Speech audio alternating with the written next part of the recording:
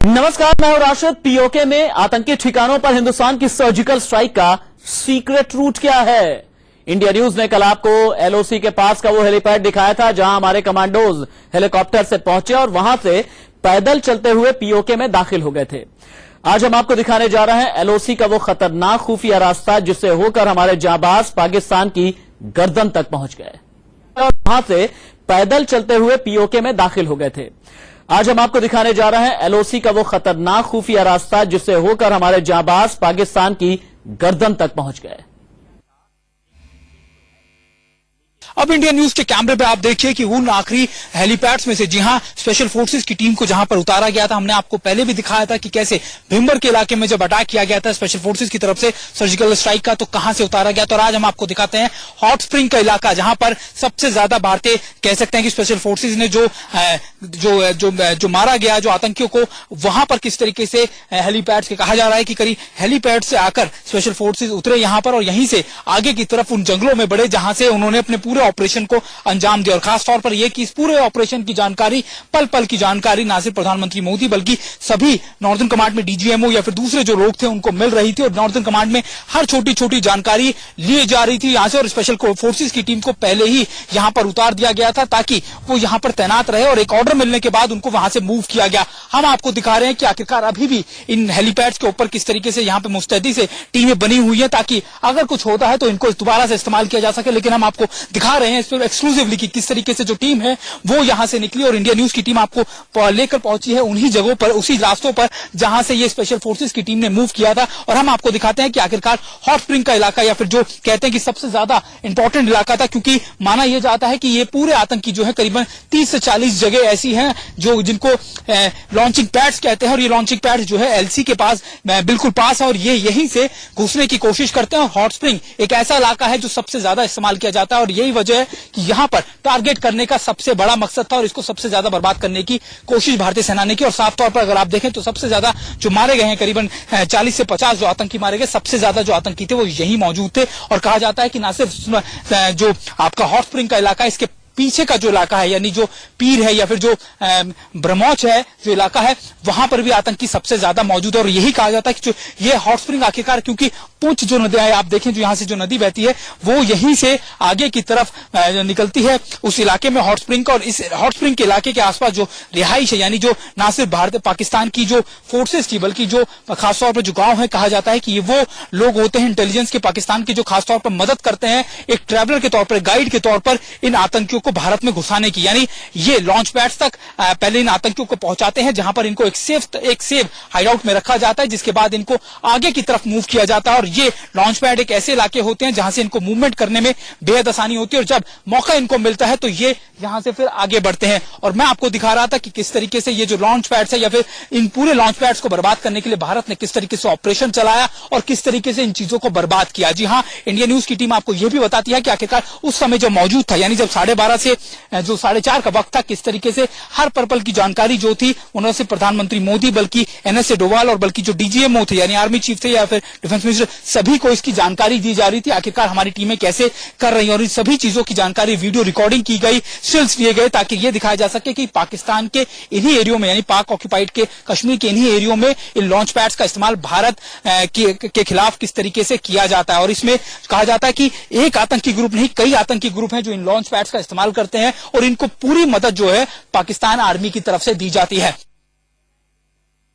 India news की team अब पहुंची है एलसी के ठीक पास और हम जिस बंकर से मौजूद रिपोर्टिंग कर रहे हैं ये एलसी के ठीक सबसे करीब बंकर है। और यहां से हम आपको दिखा रहे हैं कि आखिरकार यहां पर जो सेना की मुस्तैदी है और खासतौर पर पूंछ इलाके में किस तरीके से जो चीजें हैं वो यहां पर तैनात की गई है। और मैं आपको बताऊं कि ये बंकर, ये जगह बिल्कुल वही है जहां से स्पेशल फोर्सेज ने 28 तारीख की रात को अपने ऑपरेशन चलाया था। और यहां से जो एलसी है यानी लाइन ऑफ कंट्रोल वो बिल्कुल पास है और यहां से जो पाक ऑक्यूपाइड कश्मीर यानी जहां पर आतंकी सबसे ज्यादा जहां से घुसपैठ करने की कोशिश करते हैं वहां पर बिल्कुल करीब है। और मैं आपको दिखा रहा हूं कि आखिरकार यहां पर इस आखिरी बंकर में किस तरीके से जो चीजें हैं, खासतौर पर बंकर के आसपास अगर आप देखें आपको नजर आएगा कटीली तारे या फिर दूसरी चीज जो है वो रखी गई है ताकि इन घने जंगलों का फायदा उठाकर जब आतंकी अक्सर घुसने की कोशिश करते हैं तब उनको किस तरीके से रोका जाए। और अगर आप मेरे आसपास देखें तो आपको नजर आएगा बंकर के चारों तरफ यहाँ पर कटीली तार है और दूसरी जो फेंसिंग की गई है ये इसलिए होता है क्योंकि ना सिर्फ आपका दुश्मन बल्कि अगर जानवर भी रात को कई बार आते हैं तो उनको भी रोका जा सके। और खासतौर पर ये इसलिए होता है क्योंकि अक्सर इन घने जंगलों का फायदा उठाते हैं आतंकी, और जब मौसम खराब होता है यानी जब बारिश या फिर दूसरी चीजें होती हैं तब अक्सर आतंकी इन्हीं इलाकों से, इन्हीं रास्तों से इन बंकर्स की तरफ बढ़ते हैं ताकि वो कैप्चर करके यहाँ से बढ़ सके। और दूसरी बात ये कि खासतौर पर इन इलाकों के आसपास, इन बंकरों के आसपास, इन बंकरों को ऐसी जगह बनाया जाता है जहां पर नाले यानी छोटी छोटी जब ऊपर पहाड़ों से पानी रिसता है या फिर निकलता है तो नाले का रूप ले लेता है, और इन्हीं नालों के अक्सर जब सूखता है पानी तो इन्हीं नालों से अक्सर जो आतंकी है वो घुसने की कोशिश करते हैं।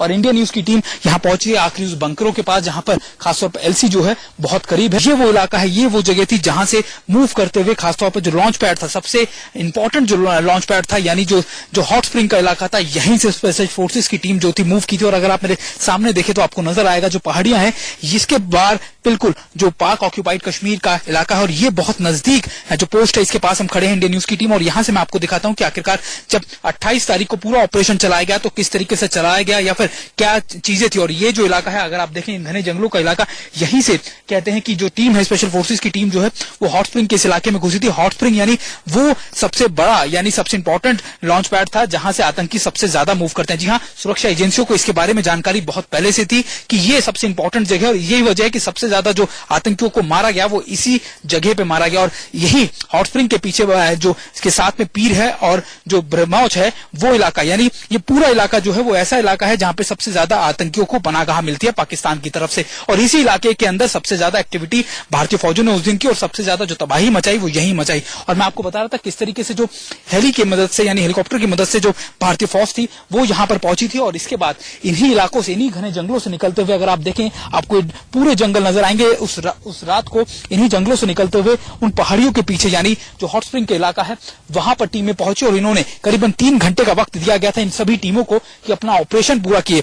इंटेलिजेंस की रिपोर्ट जो कहती है वो लगातार ये बताती है करीबन 30 से 40 जगह ऐसी हैं जहां पर लॉन्च पैड्स यानी वो ऐसी जगह जहां से अक्सर आतंकियों को गांव से दूर एक ऐसी जगह होती है जहां पर रखा जाता है और जहां से ये मूवमेंट करते हैं सेना, पाकिस्तान की सेना की मदद से। जी हाँ, पाकिस्तान की सेना की मदद से ये लोग यहां से मूवमेंट करते हैं भारत में और इसीलिए भारतीय फौजों ने इन लॉन्च पैड्स को बर्बाद किया ताकि अगर मूवमेंट की जो गुंजाइश है वो बिल्कुल खत्म कर दी जाए। क्योंकि लगातार उरी अटैक के बाद से ही भारतीय सेना को ये सूचना मिल रही थी कि आतंकी जो है कई और जगह पर अपना निशाना बना सकते हैं या फिर घुसने की कोशिश कर सकते हैं।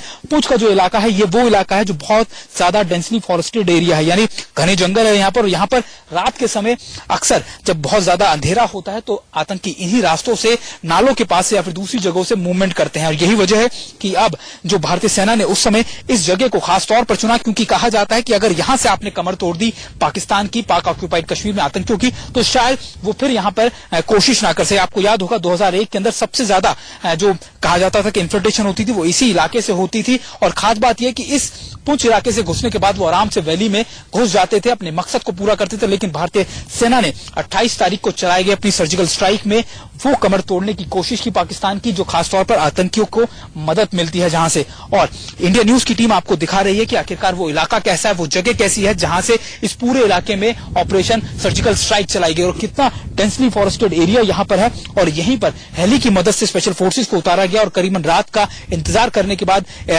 स्पेशल फोर्सेस को यहां से आगे जाने की इजाजत दी गई और करीबन 3 घंटे से ज्यादा का वक्त था जब स्पेशल फोर्सेस को न सिर्फ अपने घने जंगलों से गुजरते हुए अपने ऑपरेशन को पूरा करना था, उन लॉन्च पैड्स को बर्बाद करना था, बल्कि वापस आना था ताकि, और एक खास बात यह कि सभी को यह हिदायत दी गई थी, सभी स्पेशल फोर्सेस को, कि खासतौर पर ना तो आपको अपनी किसी भी जवान की बॉडी को वहां छोड़ना, अपने किसी साथी को, ना फिर उसकी बॉडी को। जी हाँ, बॉडी और बॉडी दोनों को साथ लेकर आने की ये बात हिदायत दी गई थी। और मैंने आपको बताया कि किस तरीके से यहाँ पर जो ऑपरेशन चलाया गया या फिर क्या क्या चीजें हैं यहाँ की, अगर आप देखें तो खासतौर पर यहाँ पर फेंसिंग भी की गई है और यहाँ से स्पेशल फोर्सेस जो है, अभी जो हमारी जो टीम है खासतौर पर जो फ्रंट लाइन पे जो हमारी फोर्सेस रहती हैं वो अभी भी मुस्तैद है, क्योंकि माना यही जा रहा है कि इस तरफ से जो पाकिस्तान या फिर आतंकी फिर अगर कोशिश करते हैं तो फिर इनको पूरी तरीके से यहां रोका जा सके।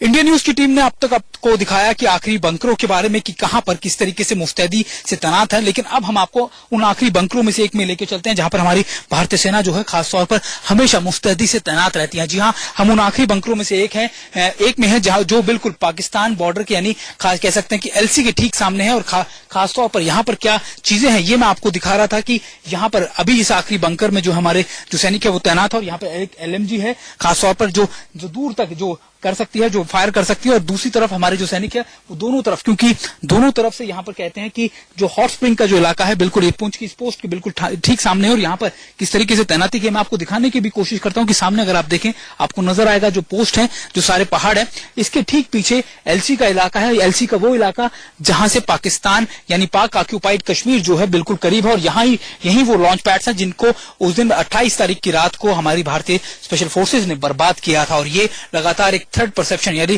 थ्रेट के तौर पर हमें लगातार देखा जा रहा था, क्योंकि जो इन्फॉर्मेशन जो जानकारियां मिल रही थी वो यही मिल रही थी कि किस तरीके से ये लॉन्च पैड्स को ये आतंकी इस्तेमाल कर सकते हैं और भारत में उरी जैसा एक और कोई हमला करने की कोशिश कर सकते हैं। आज हम आपको दिखा रहे हैं एलसी के आखिरी पोस्टों में से एक जहां पर हमारी जो सेना है वो तैनात है। और मैं आपको दिखा रहा हूं कि आखिरकार यहाँ पर जो सुरक्षा के लिए किस तरीके से तैनात रहती है हमारी स्पेशल फोर्सेज या फिर कह सकते हैं हमारी फोर्सेज। और इनकी 24 घंटे ये निगरानी रखते हैं कि ना सिर्फ वहां से कोई अगर मूवमेंट नजर आती है, और ये बहुत ज्यादा खतरनाक संवेदनशील बंकर में से एक है, पोस्ट में से एक है, क्योंकि ठीक सामने अगर आप देखें तो आपको नजर आएगा जो पहाड़ियां आपको नजर आ रही है वो पाक ऑक्यूपाइड कश्मीर की पहाड़ियां, और वहां से ठीक सामने ये पोस्ट पड़ती है। और यानी ये मेन टारगेट पे भी रहती है, क्योंकि यहां से अटैक करना, आपको याद होगा जो गांव खाली कराए गए हैं वो 8 से 10 किलोमीटर के दायरे के वो इसीलिए खाली कराए कि अगर पाकिस्तान अपनी तरफ से आर्टिलरी यानी गन्स का इस्तेमाल करता है, तोपों का इस्तेमाल करता है, तो उन गांवों को सुरक्षित बाहर किया जा सकता है, यानी उन गांव वालों को सुरक्षित बाहर निकाला जा सके। लेकिन ये अगर आप देखें तो ये पोस्ट उन आर्टिलरीज के बिल्कुल जब में आती है, लेकिन हमारी भारतीय सेना बिना किसी डर के उसके हमेशा बनी रहती है और यहाँ पर मुस्तैदी से 24 घंटे 7 दिन तैनात रहती है, इसलिए कि अगर कोई भी आतंकी घुसने की कोशिश करे या फिर पाकिस्तान की सेना की तरफ से कोई नापाक कोशिश करने की हरकत की जाए तो उसका जवाबी कार्रवाई तुरंत की जा सके। इंडियन न्यूज की टीम आज आपको दिखाएगी उन रस्तों से जहां से कहा जाता है कि 28 तारीख को जब ऑपरेशन किया गया था पुंछ की तरफ से, तब कहां से हमारी स्पेशल फोर्सेस मूव की थी। जी हां, इस समय इंडियन न्यूज की टीम उन घने जंगलों में है जहां से स्पेशल फोर्सेस की टीम ने हॉट स्प्रिंग यानी उस इलाके में जहां पर सबसे ज्यादा आतंकियों को भारतीय स्पेशल फोर्सेस ने निशाना बनाया था, वहां हम आपको दिखा रहे हैं। ये उन्हीं इलाकों के आसपास का एक इलाका है, हालांकि हम आपको जगह नहीं बता सकते, लेकिन कई जो चीजें हैं मैं आपको दिखाने की कोशिश कर रहा हूं कि कितने घने जंगल थे जहां से स्पेशल फोर्सेस की टीम जो थी वो मूव की थी और कैसे हम आगे धीरे धीरे बढ़ते जा रहे हैं। और मैं आपको ये दिखा रहे हैं कि आखिरकार उन समय उन जंगलों के अंदर किस तरीके की चीजें थी। और खासतौर पर जब आप देखेंगे तो आपको नजर आएगा कि ये घने जंगल कितने ज्यादा खतरनाक भी हैं, क्योंकि यहां से गुजरना या फिर यहां से आगे निकलना बहुत मुश्किल भरा होता है। और यहां पर छोटी छोटी चीजों की न सिर्फ आपको अपने दुश्मन की लोकेशन इतने घने जंगलों में और अंधेरे में तक पहुंचना होता है, बल्कि यहाँ पर सांप या दूसरे जो जानवर है उनसे भी सतर्क रहना पड़ता है। इस समय हम ऐसी ही एक पेट्रोलिंग पार्टी के साथ और इंडियन न्यूज की टीम आखिरकार उस जगह जाकर आपको दिखाने की कोशिश कर रही है कि आखिरकार यहाँ के घने जंगलों में उस समय 28 तारीख की रात जब घने जंगल थे तो किस तरीके से जो हमारी स्पेशल फोर्सेस की टीम 12:30 बजे इन्हीं घने जंगलों की मदद में इन घने जंगलों की तरफ से निकली। और यहां से आगे बढ़ते हुए जब ये लोग करीबन इनको 3 घंटे का रास्ता दिया गया था और 3 घंटे के अंदर इनको इन्हीं घने जंगलों से ऑपरेशन पूरा करते हुए वापस लौटना था। इंडियन न्यूज की टीम आपको पहली बार पूछ के उन घने जंगलों तक ले आई है जहां से इस पूरे ऑपरेशन को अंजाम दिया गया था। हमारा काम यहाँ पर ना सिर्फ ये देखना है कि उस दिन जब 28 तारीख को ऑपरेशन किया था उसके बाद अभी भी जो हालात है, क्योंकि माना यही जा रहा है कि पाकिस्तान की तरफ से आतंकी या फिर कुछ और लोग जो है इन्फिल्ट्रेट कर सकते हैं और इन घने जंगलों को आड़ लेकर छुप सकते हैं और कुछ ऐसी वारदात को अंजाम दे सकते हैं। इसलिए यहाँ छोटी छोटी पेट्रोलिंग टीम जो है इन घने जंगलों के अंदर पेट्रोलिंग कर रही है और खासतौर पर इन टीम्स का काम है कि कैसे सतर्कता बरतते हुए खासतौर पर हर जंगल की छोटी छोटी जगह का मुआयना करना और ये देखना कि यहाँ पर कुछ छुपा तो नहीं हुआ। और यहाँ पर खासतौर पर इन घने जंगलों के अंदर दिक्कत ये होती है कि इनको बहुत ध्यान से आगे चलना होता है, क्योंकि बहुत करीब ही पाक ऑक्यूपाइड कश्मीर है और पाक ऑक्यूपाइड कश्मीर के इन इलाकों में क्योंकि फ्रंट पे ये सेना रहती है तो इनको खासतौर पर यह ध्यान देना होता है कि आगे की तरफ बढ़ते हुए कहीं इतनी करीब ना आ जाए कि दुश्मन इनको निशाना बना ले। तो इन पेट्रोलिंग करते हुए इलाकों के अंदर हम आपको लेकर आए हैं और ये दिखा रहे हैं कि आखिरकार 28 तारीख के बाद किस तरीके से निगरानी रखी जा रही है और खासतौर पर ऑपरेशन के बाद कितनी मुस्तैद है हमारी फोर्सेज। कैमरा पर्सन दिलीप के साथ सुमित चौधरी, इंडिया न्यूज, पुंछ।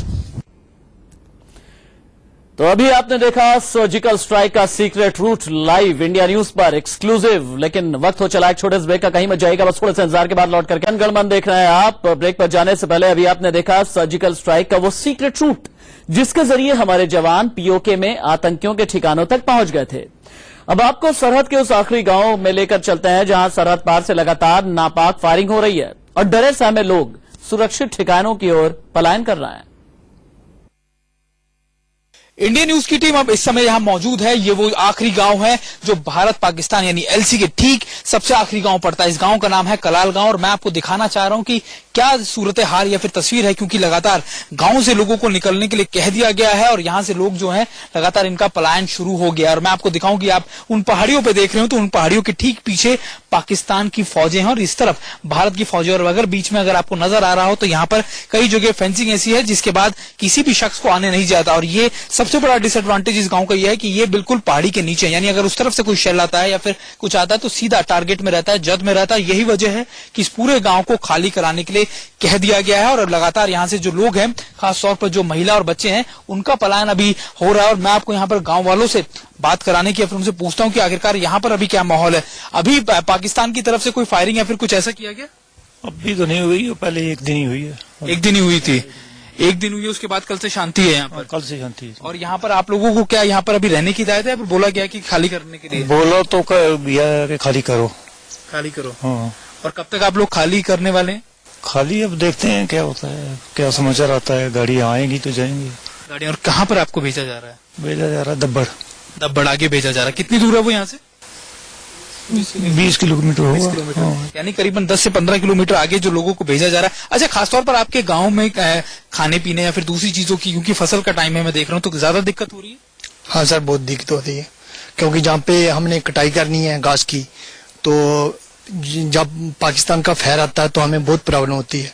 तो जहाँ पे हमारे एसडीएम, एमसीएल और डीसी वगैरह भी गांव में आए थे, उन्होंने बोला कि गांव खाली कर दो। हमारा सामान बिल्कुल पैक है सर, जब भी वो कहेंगे हम जहाँ से कम 20 किलोमीटर दूर एक दब्बड़ गांव है, वहाँ पे हमारा बंदोबस्त है। अच्छा, मैं यहाँ पे जब आ रहा था तो मैंने महिला बच्चे कम देखे। क्या महिला बच्चों को पहले ही निकाल दिया गया? तो स्कूल बंद कर दिए सर अभी।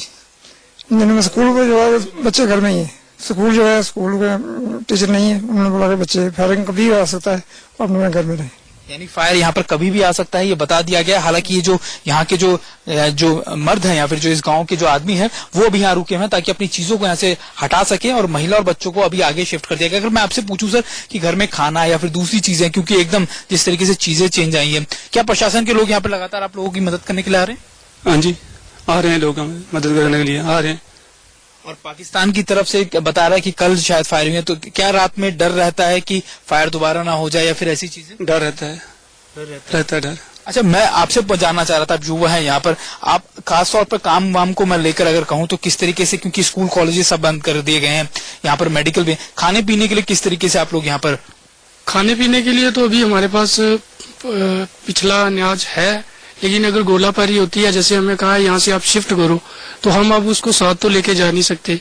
तो अब आपने ये देखा है, अभी हमारी मक्की है सारी, यहाँ पे ये कटाई का है, तो ये सब छोड़ के तो हम जा नहीं सकते, क्योंकि इसी पे हमारा यह गांव है जो काफी गरीब लोग हैं, तो ये इसी पे निर्भर करते हैं। अगर ये चीजें छोड़ के हम गए तो ये तो 10 दिन के बाद खराब हो जाएगी, तो इस पे भी हमारे लिए मजबूरी है। ये मैं आपको बता रहा था, ये वो आखिरी गांव है जहां से जो भारत पाकिस्तान की जो एलसी है वो बिल्कुल बेहद करीब है। और ये मैं आपको बता रहा था किस तरीके से इन पहाड़ियों के पीछे पाकिस्तान की फौजें हैं और यहाँ पर हमारी जो फौजें हैं वो आखिरी इन जो आप फेंसिंग देख रहे होंगे ऊपर, यहाँ पर तैनात की गई। और ये आखिरी गांव है, इसलिए बहुत करीब है, करीबन 2 से 3 किलोमीटर बताया जाता है कि बहुत की करीब इसका जो एरिया है। यही वजह है कि यहाँ से सभी अब गाँव वालों को आगे करने की कहा गया है, करीबन 10 से 15 किलोमीटर आगे, ताकि एहतियात के तौर पर अगर वहां से कोई शेल आता है या फिर फायरिंग होती है तो यहाँ पर जानो माल का नुकसान ना हो, और खासतौर पर बच्चों को और महिलाओं को अभी सबसे पहले आगे। लेकिन हालांकि यहाँ पर जो मर्द हैं, यहाँ के गांव के पुरुष हैं, वो यहाँ पर रुके हुए हैं ताकि यहाँ की जो फसल है या फिर दूसरी चीजें, उन कामों को पूरा कर लिया जाए। कैमरा पर्सन दिलीप के साथ सुमित चौधरी, इंडिया न्यूज, कलाओ गांव। बॉर्डर के जनगणमन में आपने देखा कि पैतरेबाज पाकिस्तान अब सरहद पर बसे रिहायशी इलाकों पर अपना गुस्सा दिखा रहा है। 3 दिन से लगातार हो रही क्रॉस बॉर्डर फायरिंग ने सैकड़ों लोगों को घर बार छोड़ने पर मजबूर कर दिया। लेकिन इतने विकट हालात में भी बीएसएफ के जवान बॉर्डर पर डटे हुए हैं।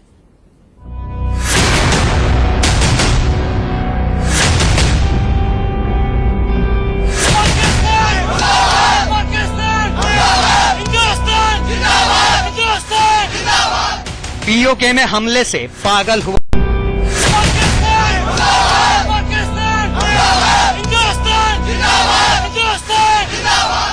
पीओके में हमले से पागल हुआ पाकिस्तान।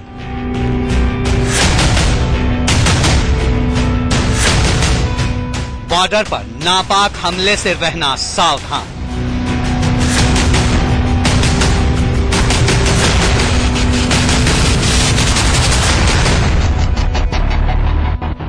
पीओके में डेरा डाले आतंकियों के खिलाफ हिंदुस्तान के शूरवीरों ने घुसकर कार्रवाई क्या की, पाकिस्तान आपे से बाहर हो गया। पिछले 3 दिनों से पाकिस्तानी रेंजर्स सरहद पार के गांव में लगातार गोलीबारी कर रहे हैं, रिहायशी इलाकों में गोले दाग रहे हैं, लेकिन बॉर्डर पर डटे बीएसएफ के बहादुर जवान पाकिस्तान की हर हरकत का मुंह तोड़ जवाब देने के लिए तैयार हैं।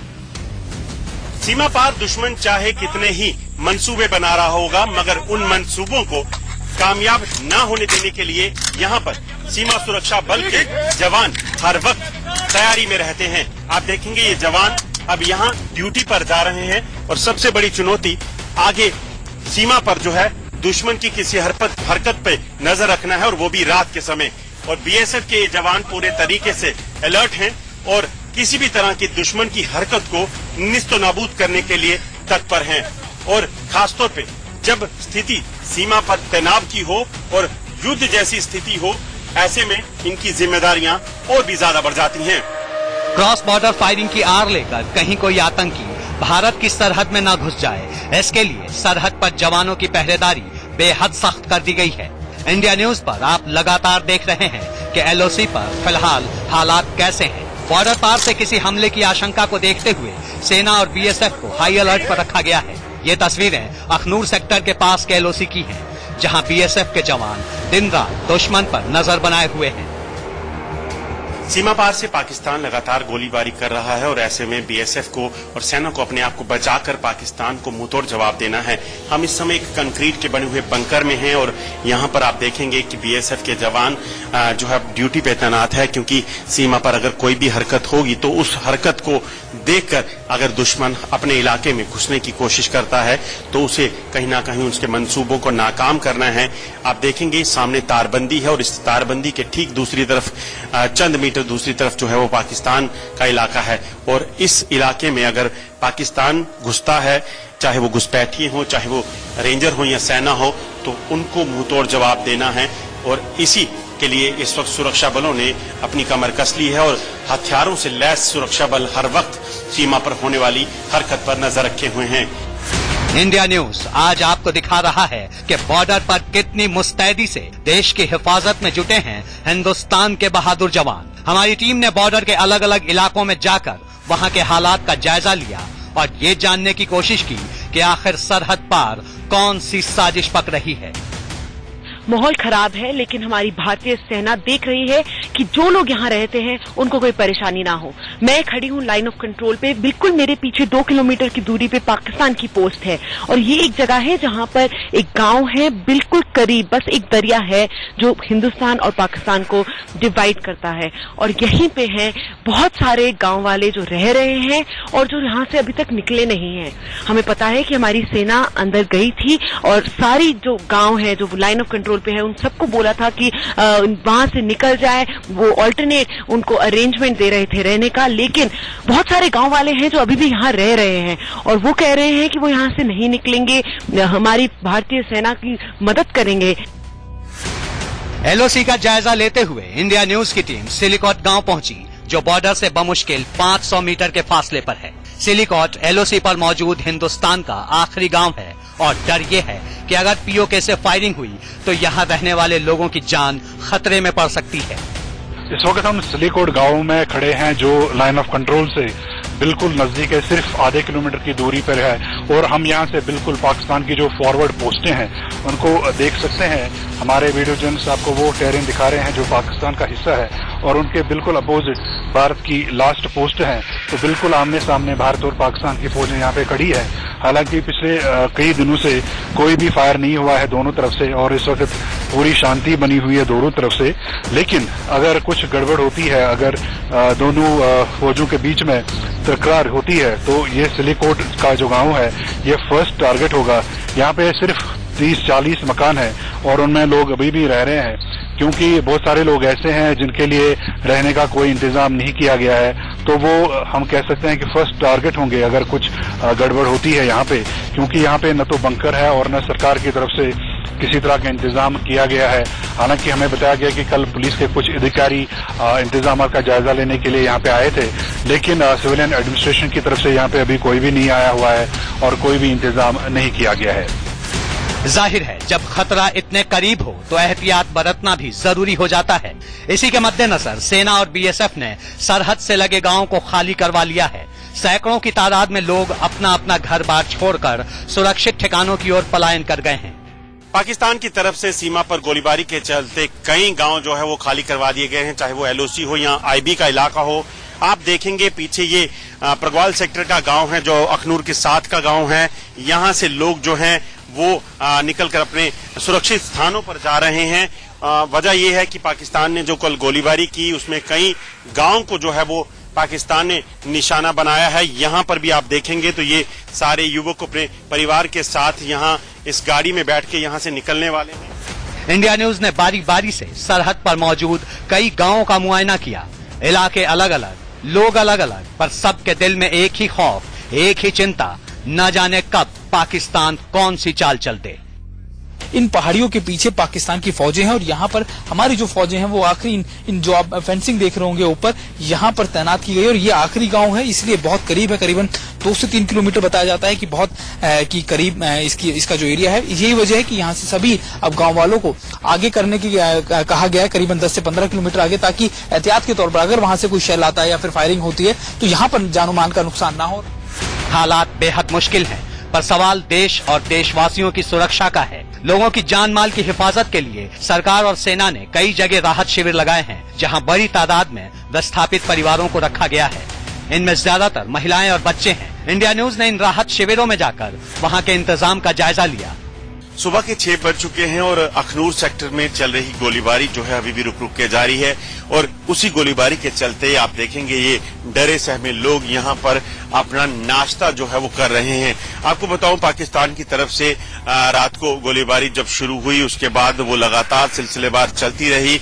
भारतीय सेना ने भी उसका जवाब दिया, मगर वहीं दूसरी तरफ आपको बताऊं कि अपने घरों से बेघर हुए ये लोग सैकड़ों नहीं हजारों की तादाद में इसी तरह के कैंप्स में जो है ये लोग अपना रात गुजार कर ये लोग यहाँ पहुंचे हैं। ब्रेकफास्ट करने के बाद ये यहाँ से जाएंगे और अपने मवेशी जो इन्होंने घरों में हैं उनका कहीं ना कहीं उनका पता करना है कि आखिरकार उनका क्या हाल है। जो घरों में लोग हैं अपने जो बाकी परिवार के लोग हैं उनका पता करना है कि उनका क्या हाल है, कि फायरिंग जो पाकिस्तान की तरफ से हुई है क्या उससे कोई नुकसान तो नहीं हुआ। मगर कहीं ना कहीं ये लोग चाहते हैं कि इस फायरिंग का अंत होना चाहिए। पाकिस्तान को ऐसा जवाब मिलना चाहिए कि अगली बार कभी पाकिस्तान ऐसी कोशिश न करे। न रहने का ठौर, न खाने पीने का ठिकाना, फिर भी लोगों के हौसले बुलंद हैं। गुस्सा पाकिस्तान के खिलाफ है और लोग चाहते हैं कि इस नापाक पड़ोसी को इस बार कड़े से कड़ा सबक सिखाने की जरूरत है। सर मैं गरड़ का रहने वाला हूँ, बॉर्डर से 1.5 किलोमीटर दूर रहता हूँ। जब फायरिंग हुई तो बच्चे सोए हुए थे, बड़ी मुश्किल से हम भागे उधर से, कपड़े भी नहीं पहन पाए, हम जल्दी से भाग कर पशु हमने इसे खुले छोड़ दिए। तो फायरिंग इतनी हुई, जोर की फायरिंग, पूरे बॉर्डर के पलामवाला से लेकर गढ़ मग्याल सैंतगढ़ तक सारे चपराल तक फायरिंग हुआ है। बड़ी मुश्किल से हम भाग कर आए हैं। अभी फायरिंग थोड़ी बंद हुई है, उसके बाद अभी हम घर में जा रहे हैं। आप क्या कहते हैं, क्या होना चाहिए अब? सर गवर्नमेंट को यही करना चाहिए कि एक बार उनको ऐसा मजा चखाना चाहिए कि उनकी होश भूल जाए कि कैसे दोबारा इस काम को बार बार हमें भागना ना पड़े। सुन लो पाकिस्तान, ये तुम्हारी दुस्साहस का जवाब है। कश्मीर से पंजाब तक चाहे जितनी साजिशें कर लो, तुम्हारी हर चाल नाकाम होगी। एलओसी से इकनूर कौर, आरिश बिलाल और सुमित चौधरी के साथ अजय जांडियाल, इंडिया न्यूज। कहने को तो भारत और पाकिस्तान के बीच साल 2003 से ही सीज फायर लागू है, लेकिन सीमा पार से सीज फायर उल्लंघन के मामले अक्सर ही सामने आते रहते हैं। पीओके में सर्जिकल स्ट्राइक के बाद क्रॉस बॉर्डर फायरिंग और तेज हो गई है। दिखाते हैं कि इतने खतरनाक हालात में भी एलओसी पर बीएसएफ के जवान किस तरह अपनी ड्यूटी पर मुस्तैद हैं। भारत और पाकिस्तान के बीच में पिछले कुछ दिनों से चल रहे तनाव के बाद कहीं ना कहीं देश में ये बात उठ के आए कि क्या अब भारत और पाकिस्तान के बीच जंग होती है, और अगर जंग होगी तो उसके नतीजे क्या होंगे। मगर आपको बता दूं कि देश के ये प्रहरी जो हैं सीमाओं पर बैठे हुए, वो हर एक चुनौती से निपटने के लिए तैयार हैं। हाथों में हथियार और पैनी नजर दुश्मन की हर हरकत पर रखे हुए ये बीएसएफ के जवान सीमाओं पर इसलिए जो है वो ड्यूटी पर हैं क्योंकि देश चैन की नींद सो सके। मेरे साथ यहाँ पे जवान हैं जो ड्यूटी पे तैनात हैं, इन्हीं से बात करते हैं। किस तरह की ड्यूटी आपकी रहती है और क्या चुनौतियां हैं? सर, हमारी ड्यूटी ये है कि अगर बॉर्डर पार से कोई भी घुसपैठ की यहाँ कोशिश करता है तो पहला काम है हमको उसको रोकना।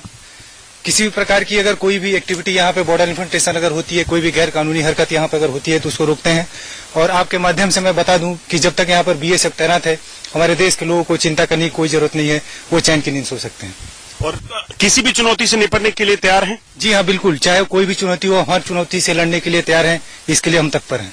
और आपको बता दूं कि कोई भी चुनौती हो, चाहे दुश्मन पाकिस्तान हो, चाहे घुसपैठ हो, चाहे जंग के हालात हो या सीमा पार से होने वाली गोलीबारी, ये बीएसएफ के जवान इसी तरह से 24 घंटे इस सरहद पर पैनी नजर रखते हैं। और आपको बता दूं कि कई किलोमीटर तक लंबी ये जो सीमा है, इस पर कई तरह की चुनौतियां हैं, कई तरह के टफ टेरेन है, मगर बीएसएफ हर चीज से निपटती है। यहाँ मेरे साथ एक और जवान है, इनसे बात करते हैं। यहाँ पर किस तरह की कठिनाइयां आती हैं? आप सर, कठिनाइयां तो यहाँ पे बहुत है सर। जैसे कि बारिश का माहौल होता है, उसमें पेट्रोलिंग करने में बहुत दिक्कत आती है, आने में जाने में। और बाकी उनके स्नाइपर्स वगैरह रहते हैं, हमारे हम पे नजर रखे रहते हैं, पेड़ों से मतलब कहीं भी छुप के मौका ढूंढते हैं किसी तरीके से हमारा नुकसान किया जाए। मगर आपकी जिम्मेदारी जो है वो बड़ी साफ है कि देश की रक्षा सबसे पहले है। वो तो घर से आ रखे हैं तो इसीलिए आ रखे हैं। अगर दूसरी तरफ कोई हरकत करता है तो दुश्मन, तो क्या नतीजा होगा? उसका नतीजा तो अभी 1-2 दिन पहले आपने देख लिया होगा। बाकी अगर ऐसी कुछ होती है तो उसका नतीजे के लिए हम उनको जवाब देने के लिए तैयार हैं। और आपको बता दूं, समझ सकते हैं, कुछ दिन पहले जो सेना का ऑपरेशन हुआ है वो सब जानते हैं, और वैसा ही नतीजा एक बार फिर से पाकिस्तान को भुगतना होगा अगर देश की सीमाओं से कोई भी छेड़छाड़ होती है तो। नीरज कुमार के साथ अजय जंडियाल, इंडिया न्यूज, अंतर्राष्ट्रीय सीमा, अखनूर सेक्टर। देखिए, बीएसएफ के लिए बहुत आसान नहीं होता है। आप ये समझिए कि जम्मू कश्मीर के एलओसी से होते हुए, पंजाब के वाघा बॉर्डर आते हुए, राजस्थान के बाड़मेर, बीकानेर, जैसलमेर होते हुए, गुजरात के कच्छ तक जा करके 15,000 आपदा जनगण मन पाकिस्तान से लगातार हो रही फायरिंग को देखते हुए सरहद से सटे रिहायशी इलाकों को सावधान कर दिया गया है। लोग रात भर जागकर जानमाल की हिफाजत में जुटे हैं। पुलिस टीम भी दिन रात पूरे इलाके की चौकसी कर रही है। पाकिस्तान की तरफ से सीमा पर गोलीबारी की गई और अखनूर सेक्टर इसमें सबसे ज्यादा चपेट में रहा। कई घंटे तक फायरिंग हुई, जिसका जवाब जो है भारतीय सुरक्षा बलों ने दिया है। हम इस वक्त अखनूर सेक्टर के अंतर्राष्ट्रीय सीमा के इलाके में हैं और आपको बताऊं, जो खबरें हैं उसके मुताबिक कहीं ना कहीं एक बार फिर से कोशिश जो है वो हो सकती है सीमा पर गोलीबारी की। और ये सामने जो देख रहे हैं, यहाँ पर जो है अंतर्राष्ट्रीय सीमा के दूसरी तरफ पाकिस्तान जो है वो के रेंजर और पाकिस्तानी सेना जो है वो अपना मोर्चा संभाले हुए है। ये सामने अगर आप वो देख पाएं तो वही मोर्चा जो है वो है पाकिस्तान का, जहां पर पाकिस्तानी जो है वो सेना और पाकिस्तानी रेंजर जो है वो अपना मोर्चा संभाले हुए हैं और कहीं ना कहीं नजर रखे हुए हैं कि सीमा पर कोई भी हरकत जो होगी तो उसका हरकतें जो हैं सेना की और बीएसएफ की, उनको निशाना बनाया जाए। मगर इनसे निपटने के लिए यहाँ पर बीएसएफ और कई जो एलओसी के इलाके पर भारतीय सेना जो पूरे तरीके से तैयार है। मेरे साथ यहाँ बीएसएफ के एएसआई हैं, इनसे बात करते हैं। सर, किस तरह से जो है वो तैयार हैं आप, किस तरह की हरकतें पार देखी जाती हैं? सामने जो है आप देख रहे हैं वो 300 गज आगे जो है इंटरनेशनल बाउंड्री है और किसी भी हरकत से निपटने के लिए हम पूरी तरह तैयार हैं। और अगर सामने से कोई हरकत हुई तो उसका हम जो है मुंह तोड़ जवाब देंगे, और सामने से अगर कोई आया तो उसको खुद को भी ये मालूम नहीं होगा कि हम उसका हश्र क्या करेंगे। आप समझ सकते हैं, कोई भी अगर घुसपैठ करने की कोशिश करता है या फिर कोई भी अगर सीमा पार से हरकत करता है, चाहे वो पाकिस्तानी सेना हो, क्योंकि खबरें ये हैं कि सीमा के पार पाकिस्तानी सेना जो है, पाकिस्तानी रेगुलर जो है वो मोर्चा संभाले हुए हैं ताकि यहां पर सुरक्षा बलों और जो गांव है उनको निशाना बनाया जा सके। नीरज कुमार के साथ अजय जंड्याल, इंडिया न्यूज, अंतर्राष्ट्रीय सीमा अखनूर सेक्टर। देखिए, हिंदुस्तान की मिलिट्री और पैरामिलिट्री के बारे में एक ही बात कही जा सकती है कि वतन का जर्रा जर्रा इन्हें जान से प्यारा है। इस कतरे कतरे के लिए एक ही बात ये जानते हैं कि न तो इन्हें मजहब का पता है, न तो इन्हें मिल्लत का पता है। इनके लिए सिर्फ और सिर्फ एक ही धर्म है और वो धर्म है देशभक्ति। हमने आपको दिखाया है कि बॉर्डर पर किस तरह से बीएसएफ के जवान सरहद की रखवाली कर रहे हैं। हमने आपको यह भी दिखाया कि 15,800 किलोमीटर की इस सीमा रेखा के लिए बीएसएफ जवानों की छुट्टियां भी किस तरह से रद्द की गई हैं। आप ये देखिए, बॉर्डर पर बढ़ते तनाव को देखते हुए सेना और बीएसएफ की जवानों की छुट्टियां रद्द कर दी गई हैं और साथ ही यह भी ताकीद की गई है कि सरहद की सुरक्षा के दौरान दुश्मन की हर चाल से सावधान रहें। रात के 10 बज चुके हैं, भारी उमस है, गर्मी है, मगर पाकिस्तान से होने वाली गोलीबारी के चलते यहां पर मेरे पीछे मेरे साथ बैठे हुए ये लोग हैं, अपने घरों से बेघर होकर यहां इस इंतजार में हैं, इस चीज का इंतजार कर रहे हैं कि कब पाकिस्तान से गोलीबारी शुरू होगी और फिर कहीं ना कहीं इनके बच्चे जो है वो सहम जाएंगे। आप देखेंगे छोटे छोटे बच्चे जिनकी उम्र शायद अभी दूध पीने की है, वो यहां पर इस गर्मी में अपने घरों से बेघर होकर जो है यहां अपने परिवार के साथ बैठे हैं। कहीं ना कहीं मजबूरी ये कि अगर गोलीबारी होती है तो इनको किसी चीज का नुकसान ना हो। इन्हीं लोगों से बात करने की कोशिश करते हैं। 3 दिनों से ये लगातार यहां पर हैं, किस तरह की परेशानी।